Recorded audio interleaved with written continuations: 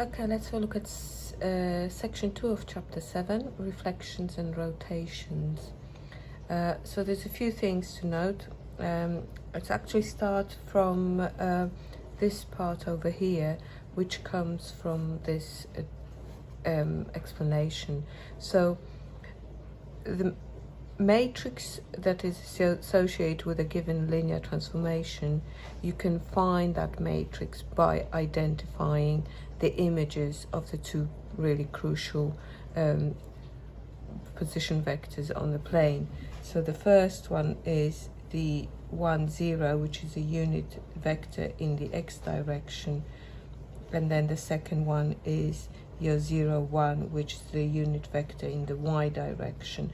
So by identifying what happens to these two vectors, you should be able to find the associated matrix. Now, let's just go through this idea first. So if I were to, so this is your unit vector in the x direction. If I were to multiply it by a 2 by 2 matrix, see what happens there. So it's 1 times a plus 0 times b, so you're going to get a. And then 1 times c plus 0 times d, so it's c. So effectively, what you've got, and remember from the previous section, this actually is the point with the coordinate 1, 0, and this is its image. So this is the object, if you like, and that's the image. So what we found on multiplying this position vector of the point 1, 0 with a matrix, I have got its image. Doing the same to this position vector of the unit vector in the y direction, let's see what happens. 0 times a plus b times 1, so it's b. 0 times c plus d times 1, so it's d. So you're going to get the image. So this is the image of this particular point. Okay, so what should you have noticed? Well, look at this. You're going to get, in this particular matrix, this is the actual image. It is the first column of our matrix. Okay, and it's the same for the second one. So you've got the image of the unit vector in the y direction is contained within the matrix. It is actually BD, because this one kind of selects the first column and this one selects the second column. So the matrix associated with this transformation, so we found the image of our unit vector, so it says find the image of 1, 0 in the x direction, it's AC. So we put it together, this forms the first column of our matrix. And then if I know what the image of the unit vector in the y direction is, in here BD, then I can put it into one matrix, and then I've got the full matrix that is associated with our transformation. Okay, so in any matrix that is that describes a linear transformation, the first column represents the image of the 1, 0, the second column the image of 0, 1. Here's just another note you might find useful. It's quite intuitive actually. If you have got the sum of two vectors and you get a resultant vector, if you transform that vector, you'll get its image. But you could also arrive at that image by transforming the original vectors first and then adding the result. So this is a property of linear transformation. So this works for linear transformations.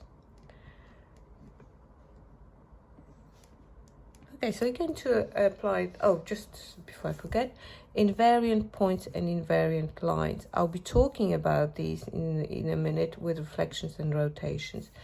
Invariant points are simply the points that do not get moved by transformation.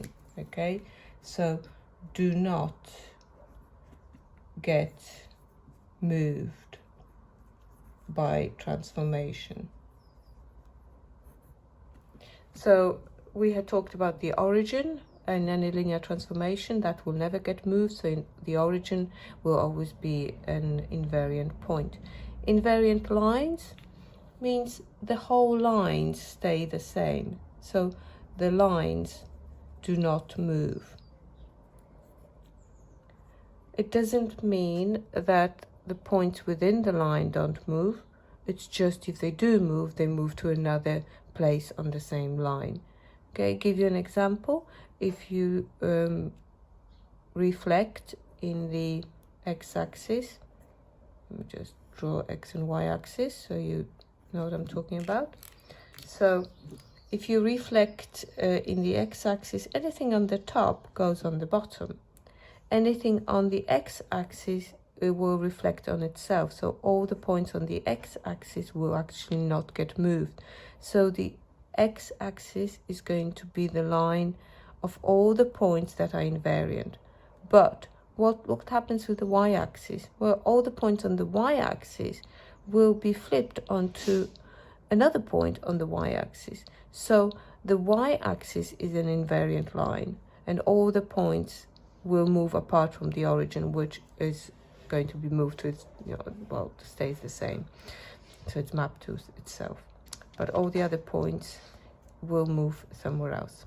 Okay, so let's have a go at identifying the key reflections. So the reflections in your course that you need to be dealing with are the reflections in the x and y axis and the lines y equals x and y equals minus x. You will not get any other reflections. Okay, so notice all those lines go through the origin, by the way, but we're not going to be dealing with reflections in the line y equals 2x, for example. Okay, so let's apply what we talked about in the previous part. To find the matrix, we need to find the matrices associated with those transformations. So all you need to do is just quickly draw down the x and y axes, plot your vectors in the x direction and the y direction, and simply carry out the reflection. So if I'm reflecting in the x-axis, what will happen to this vector over here? Well, it's going to stay in the same position. So remember that by considering where this one is going to land, its image will form the first column of our matrix. Now, what happens to the vector 0, 1? If it's reflected in the x-axis, it will get flipped. It will get flipped to the vector 0, minus 1. So that forms, let's just do that in the same color, the second column of our matrix. So this is our answer. So the matrix that goes with the reflection via in x-axis looks like this. This means if I have that matrix and I have another point, give you a test here. Let's say point 1, 2. Now that point will be mapped clearly to 1, minus 2. Let's see if this matrix works. If I multiply our point, a position vector of that point, 1, 2, by this matrix, then I should be getting point 1, minus 2. Let's see. So it's 1 times 1 is 1, 2 times 0 is 0, 1 plus 0 is 1. 1 times 0 is 0, minus 1 times 2 is minus 2. It's minus 2. There you go. It works the same. Yeah. Let's have a look at the second one. So let's identify the matrix that goes with the reflection in the y-axis. So in the y-axis, the first column vector, the entry, is going to be the image of 1, 0. So if I reflect 1, 0 in the y-axis, it will go to minus 1, 0. So that is my first entry in this matrix. Now if I reflect 0, 1 in the y-axis, it stays the same. So it goes to 0, 1. There you go. Okay, now let's consider reflection in the line y equals x. So to get the first vector, I need to reflect 1 0 in this line. So 1 0, it gets actually flipped onto 0 1. So it goes to 0 1. Okay, now what happens to our vector 0 1? Well, that will be reflected to 1 0. 1 0. There you go. Okay. Over here, we're going to talk about finding a matrix that is represents reflection in the line y equals minus x. So again, consider the image of this point here that will be flipped over here. This is 0 minus 1.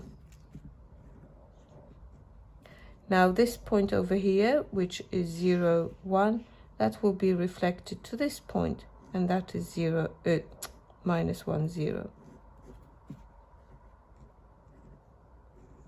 There you go.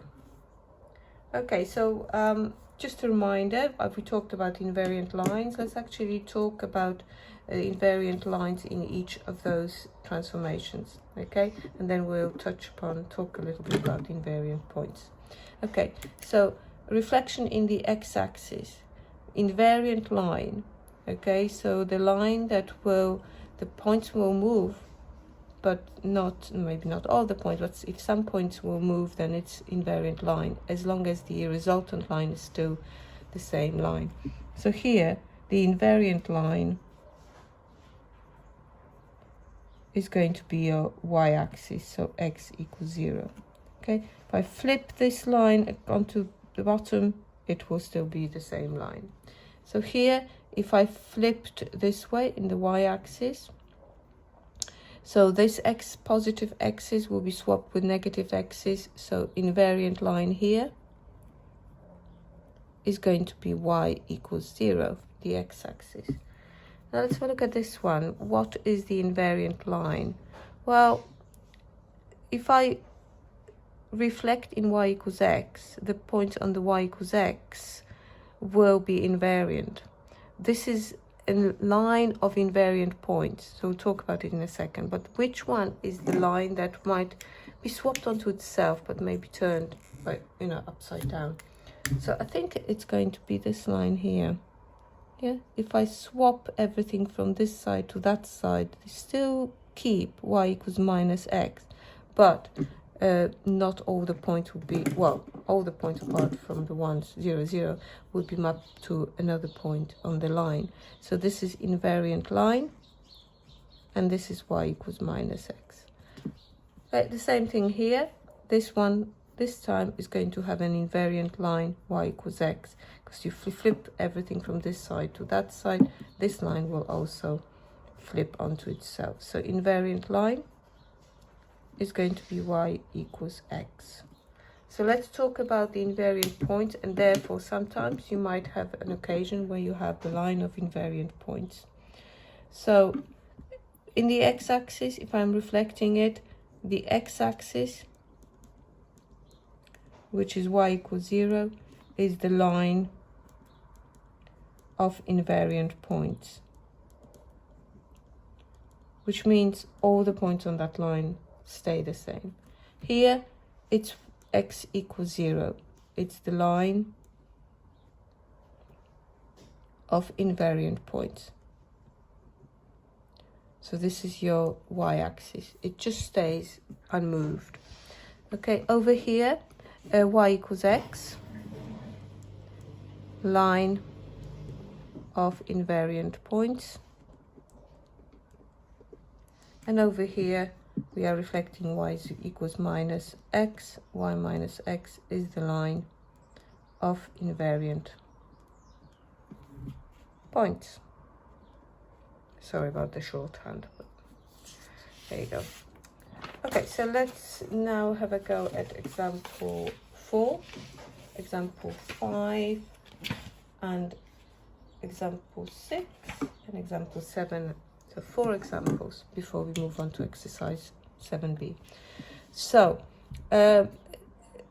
here's a transformation which they called U, and its reflection in the y-axis. So they ask us to find the matrix Q. Sometimes they describe transformation with the same transformation with a letter and the matrix with another letter.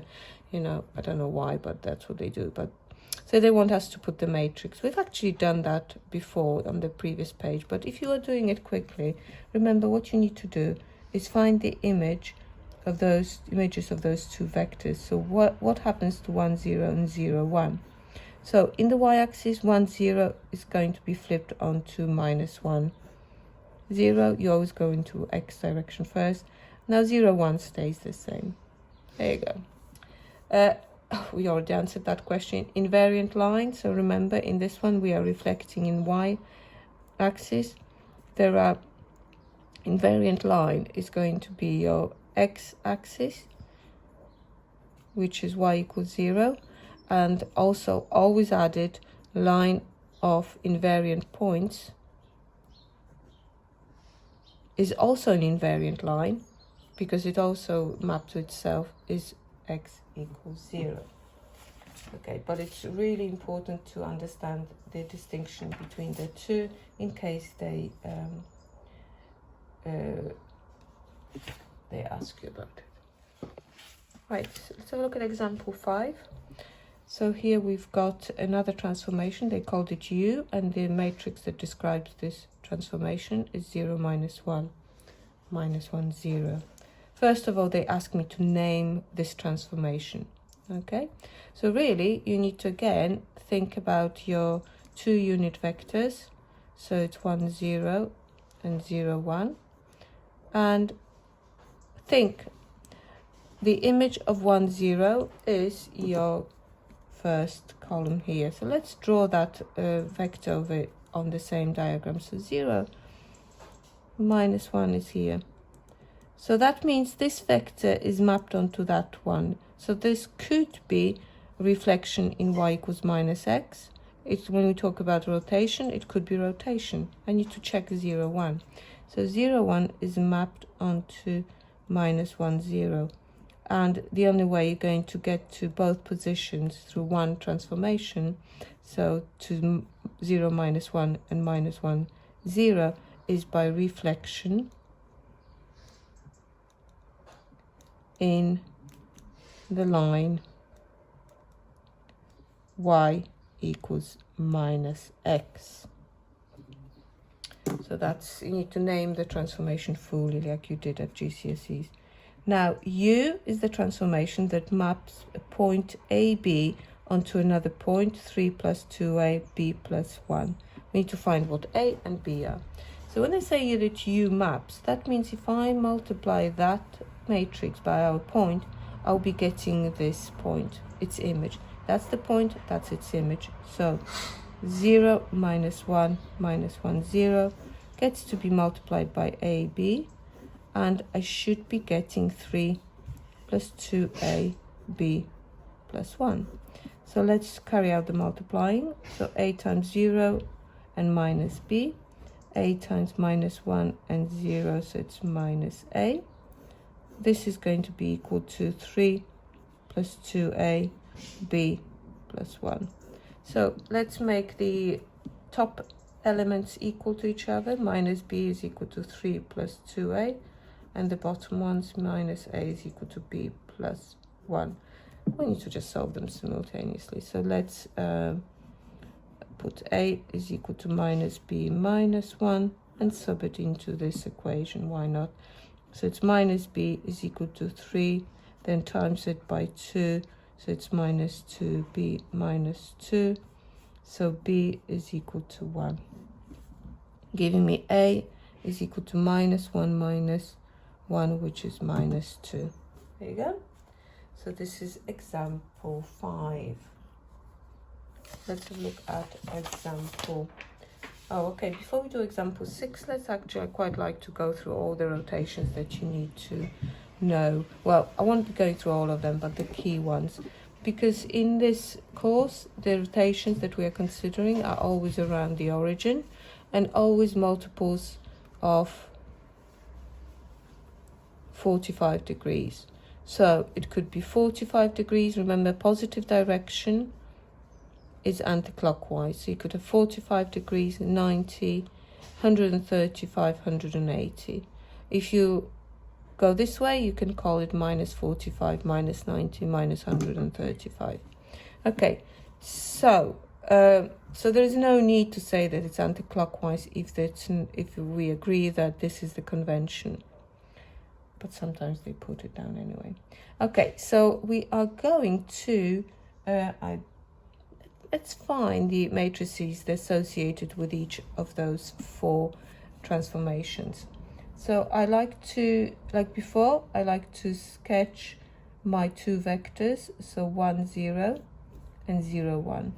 And all I need to do is just consider what happens to those vectors when I am going to turn them around the origin by 90 degrees anti-clockwise. So let's have a look.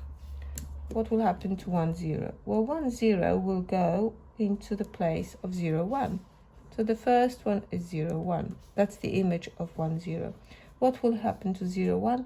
Well, that will turn onto this place because we are turning it through right angle. So it will go to minus 1, 0 because that's minus 1, 0.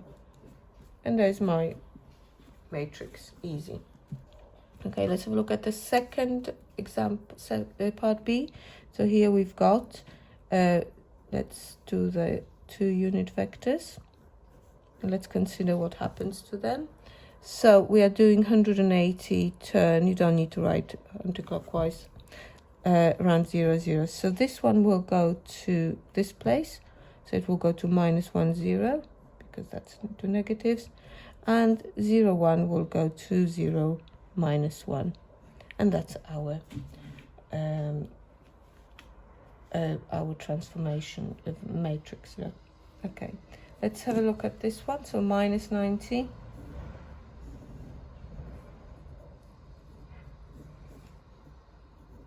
Okay, so minus 90 means that we are going in clockwise direction through 90 degrees. So this one will go to 0, minus 1. That forms the first column of our matrix. Now this one will be flipped onto 1, 0. Here's our matrix. Okay, and the last one here. So let's just do it slowly here. So if it's 40, actually I said it's multiples of 45, but to do other multiples you will be able to use a formula which I will show you in a minute. Yeah, so I think in this course you might need to do rotation through other angles as well, but you don't need to use a formula at all to do the multiples of 45 degrees. It used to be 45 degrees only. Okay, so what happens with our 1, 0? Well, 1, 0 is going to go to this place over here. So let's do a little bit of thinking. That's 45 degrees. Okay, so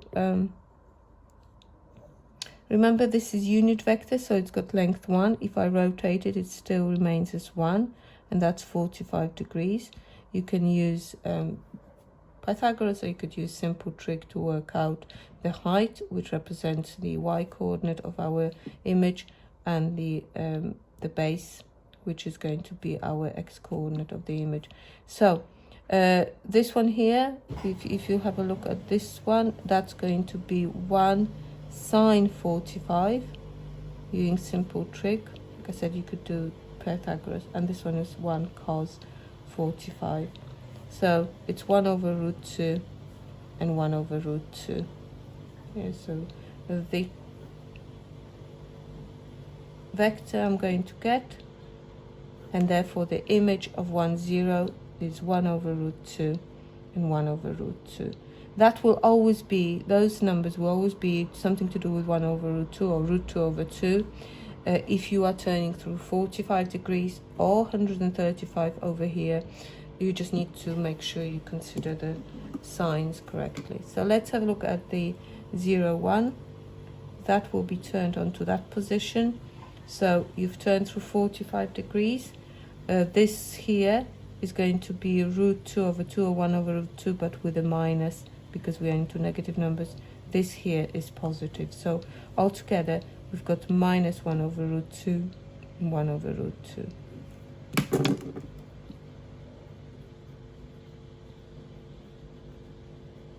Okay, I will, like I said, show you the formula for working out any transformations at all, any rotations through any angle. So this one also could be worked out using that formula, but that will come up after example 6. So let's do example 6 first.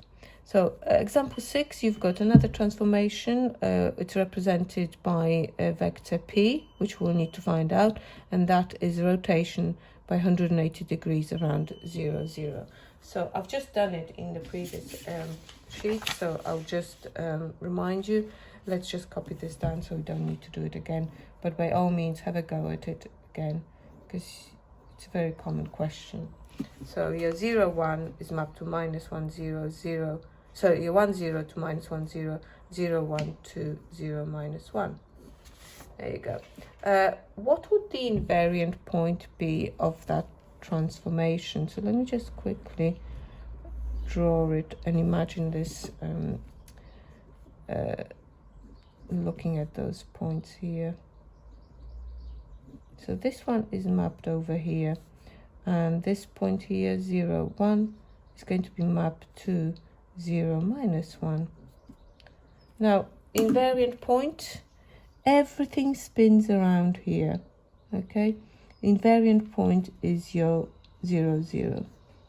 Now, in this actual rotation, you might have invariant lines.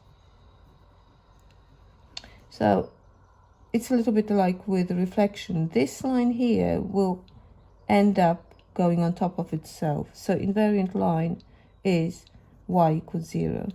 Now the y-axis will also go on top of itself. So only one point on each of those lines, i.e. the origin, will be an invariant point, but they will be invariant lines. Okay, so yeah, so as promised, we'll look at example 7 in a minute. Before we do that, let's derive the formula that I was talking about. So it's actually in the formula booklet, but you might need to prove it. So if I'm rotating, so rotation around 0, 0 through, sorry, that's you here, theta. Okay, so like I said, to find the matrix we need to consider the images of the point 1, 0. So I need to find the coordinates of that point. Okay, so if you've got the this triangle, right angle triangle, you've rotated a unit vector, so it's got the length of 1 over here, so this is the length of 1. Then I'm dealing with this right angle triangle. I'll just do it slightly bigger. So opposite over 1 is equal to sine theta, so this is equal to 1 sine theta, and this one is opposite over adjacent over hypotenuse is equal to cos theta, so 1 cos theta. This is your closing angle. So the image, it's going to go to across, that was cos theta, up was sine theta. So the image of the unit vector in the x direction is cos theta sine theta. Okay, I don't need to, I'll just look at this triangle and match it up with this triangle. So what we say, the shorter side here, that was your sine theta, but that will go to minus sine theta, and this one here was cos theta. So the x coordinate here is going to be minus sine theta, and the y coordinate is cos theta. So it's minus sine theta and cos theta.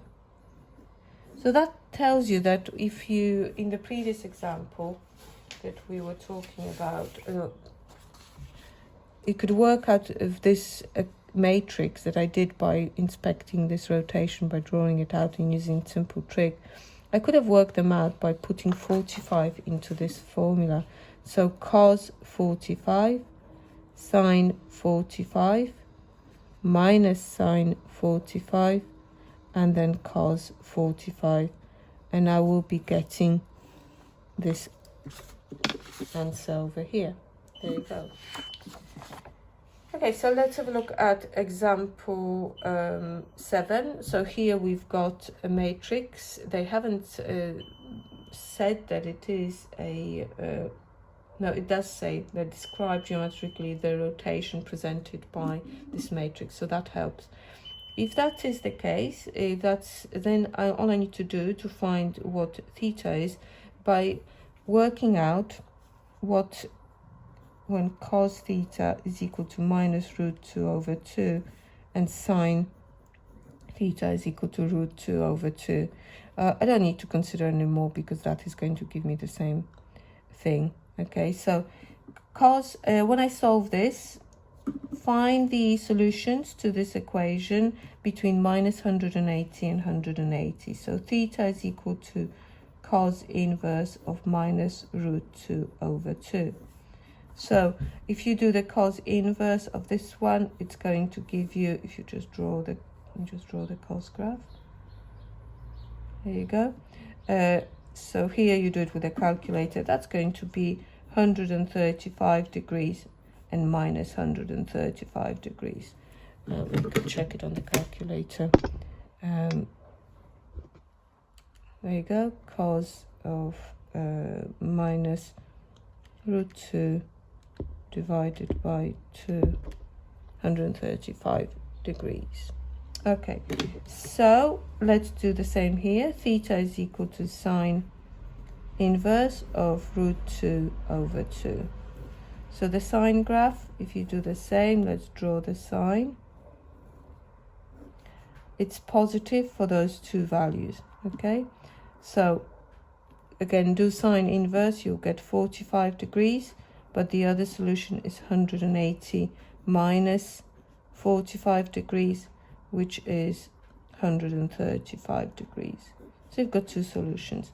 Okay, and then clearly these need to agree. So what is the common solution? It's 135. So this matrix represents rotation around the origin, so 0, 0, 135 degrees. Now, you don't need to put that it's in anti-clockwise direction. Convention is positive angle is measured from in the anti-clockwise direction. If you're worried, by all means put anti-clockwise. Okay, so in part B, we've been asked to deal with the square with the coordinate, and we need to find its image. So to find its image, we need to find the points that these are sent to. So you simply need to multiply the points, the position vectors of each point by our matrix. So I'm going to do it the way I've shown you before, by actually putting all the points in a extended matrix, and then when I find it, I'll find a matrix that's also going to have 4 columns. Each column would correspond to individual images of these points. Okay, not enough room on the other piece of paper, so let's do it again. Well, I'll do it here. So let's do the first one times the first. Remember, the first column will the answer with the first column will be the image of 1, 0. So this is minus root 2 over 2, and then root 2 over 2. Okay, this one here is going to be double that, so it's minus root 2 and then root 2. And then the second one is going to be minus root 2 and minus a half root 2, so minus 1.5 root 2 or 3 root 2 over 2. And this one is going to be 2 root 2 minus a half, so it's 0.5 root 2. And then finally you've got one of those and one of those, so this is going to be minus root 2, and that will be 0. So the points are So the images, because depending on the word, I think they said defined the images, so we write it as points. So that's the first one, minus root 2.